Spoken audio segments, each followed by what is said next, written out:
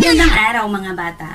Ngayon ay sasamahan ko kayo sa mundo ng kaalaman at maglalakbay rin tayo gamit ang mga kwento upang sama-sama tayong matuto.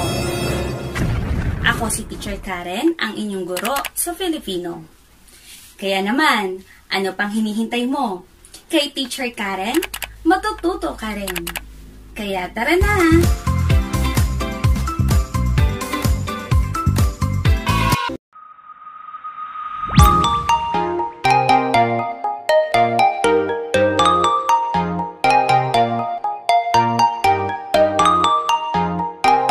Tatlong aralin ay tungkol sa pagsagot ng mga tanong sa binasa o napakinggang kwento at tekstong pang-impormasyon.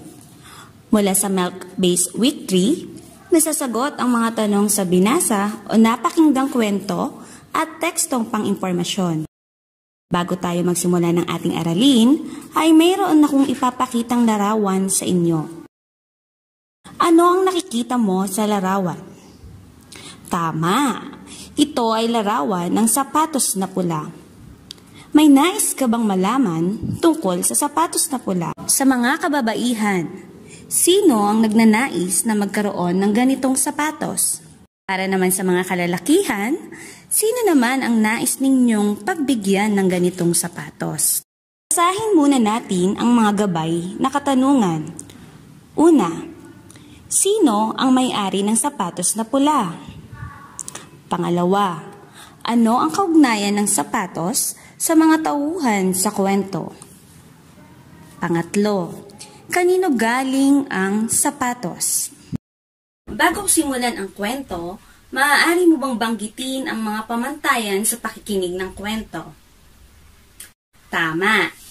Dapat tayong maupo ng tuwid at ituon ang atensyon sa nagsasalita. Magaling! Itala ang mahalagang pangyayari sa mapapakinggang kwento. Kung handa ka na, pakinggan mo ang ating kwento para sa aralin ito. Magandang araw mga bata! Isang bagong kwento ang ating tutuklasin at pagsasaluhan ngayon. Ako si Teacher Karen na maghatid sa inyo ng isang kwentong tiyak na kapupulutan ng araw. Ang kwento ay pinamagatang Ang Sapatos na Pula ni Kamya. Handa ka na ba? Halina't makinig. Bata pa lamang si Kamya, mahilig na siyang mangolekta ng iba't ibang klase ng sapatos. Wala siyang pinipili na sapatos. Kahit anong uri at kulay nito ay kanya itong nagugustuhan. Sa nalalapit na kaarawan ni Kamya, ang nais niyang matanggap na regalo ay sapatos muli. Nay, may ibibigay daw na sapatos sa akin si ate. Wika ni Kamya. Tuwang-tuwa si Kamya nang malaman niyang mayroon na naman siyang matatanggap na bagong sapatos mula sa kanyang ate na nasa ibang bansa. Sige anak, magpasalamat ka sa ate mo. Tugon ng kanyang nanay. Linggo ng umaga. Abala ang mag-anak ni Kamya para sa kanyang kaarawan. Kamya, anak, nasasabi ka na ba sa pagdiriwang ng iyong kaarawan mamaya? Wika ng kanyang ama na nakikitaan ng pagkasabik gaya ni Kamya. Opo itay, nasasabik na po ako. Sambit ni Kamya. Kaanim ng gabi at magsisimula na ang programa ng kaarawan ni Kamya. Tuwang-tuwa si Kamya dahil halos lahat ng kanyang mga kamag-anak at kaibigan ay dumalo sa kanyang kaarawan. Masayang nagkakainan, nagkwentuhan at nagsasayawan ang lahat. Isa-isang nagbigay ng mensahe ang mga malalapit na kaanak ni Kamya sa kanya. Maging ang pinakamatalik niyang mga kaibigan ay isa-isa rin inabot ang mga regalo para sa kanya. Oras na para si Kamya naman ang magbigay ng mensahe at magpasalamat sa kanyang mga bisita. Pinasalamatan ni Kamya ang kanyang magulang dahil sa magandang pagdiriwang ng kanyang kaarawan. Inay, itay, marami pong salamat sa oras at paghahanda para sa aking ika-18 kaarawan.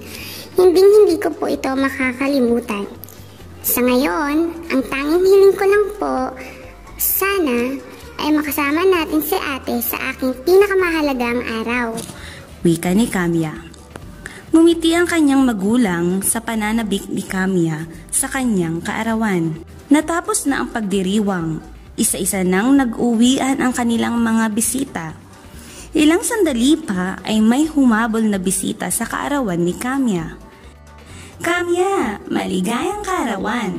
Sigaw ng isang babae sa labas ng kanilang bahay. Lumingon si Camia sa boses na kanyang narinig at natanaw niya ang kanyang ate. Ate Beth, ikaw nga! Dumating ka para sa aking kaarawan. Ang masayang sambit ni Camia. "Oo, Camia, umuwi ako para sorpresahin ka sa iyong kaarawan. Ito at dala ko ang pinangako kong sapatos na regalo ko para sa iyo." Tugon ng ate. Binuksan ni Camia ang regalo ng kanyang ate, isang pulang sapatos na naiiba sa lahat ng kanyang sapatos. Baka sa mukha ni Camia ang saya sa natanggap na regalo, lalo't higit sa pagdating ng kanyang ate Beth. At siya nagtatapos ang kwento. Hanggang sa muli, paalam! Nagustuhan mo ba ang ating kwento? Mabuti kung ganon. Ngayon ay nais kong sagutan mo ang mga sumusunod na katanungan. Ina't sagutin mo ang mga sumusunod na tanong tungkol sa nabasa mong kwento na may pamagat na ang sapatos na pula ni Camia. Maaari mo ring i-pause ang video upang sagutin ang bawat tanong. Bilang isa, sino ang pangunahing tauhan sa kwento? Bilang dalawa, ano ang regalong hiling ni Camia? Bilang tatlo, bakit sapatos ang nais ni Camia sa kaniyang kaarawan? Bilang apat, paano sinurpresa si Camia sa kaniyang kaarawan? Bilang lima, kailan dumating ang ate ni Camia? At panghuli, saan nakuha ni Camia ang sapatos na pula? Tapos ka na bang sumagot? Ngayon ay itama natin ang iyong kasagutan. Katulad ba ng mga nakasulat ang iyong sagot?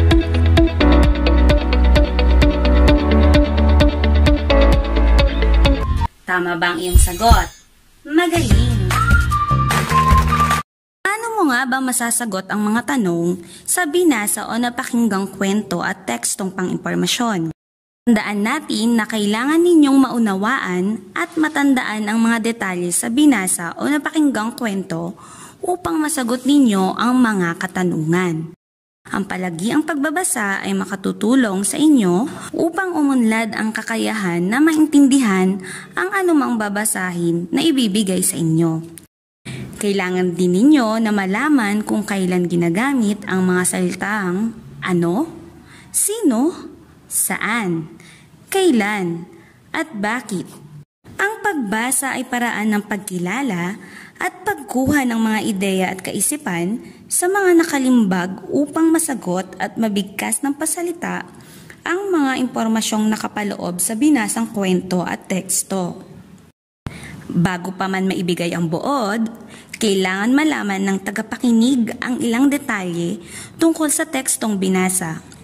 May mga pangunahing tanong na dapat masagot tulad ng sino, ano, saan at iba pa. Kailangan sagutin ang ganitong tanong upang makabuo ng paglalagom. Ngayon ay pagtitibayin natin ang inyong kaalaman sa aralin na ito. Para sa unang gawain, ibigay ang mga hinihinging datos at impormasyon mula sa kwentong binasa. Maaaring i-pause ang video para gawin ito.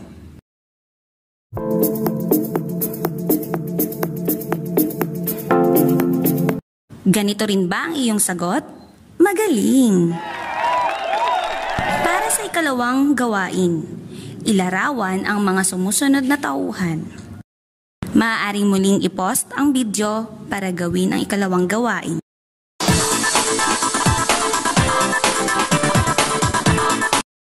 Narito ang mga kasagutan. Mahusay!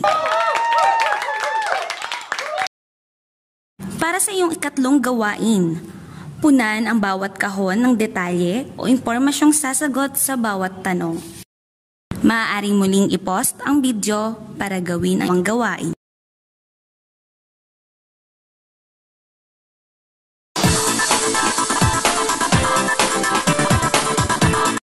Narito ang mga kasagutan.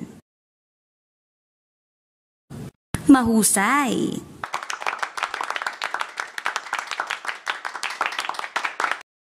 Para sa iyong huling gawain, magbabahagi ka ng iyong karanasang kakaiba o kakatuwang pangyayaring naganap noong bakasyon habang ikaw ay naka-home quarantine. Isulat ito sa malinis na papel at sagutin ang mga sumusunod na katanungan. Maaari mong kuhanan ng litrato ang iyong gawa at ipadala ito sa aking messenger or email account. Natapos mo ba? Mahusay mga bata! Bago tayo magtapos sa ating aralin ay kukumpletuhin mo ang payag na ito.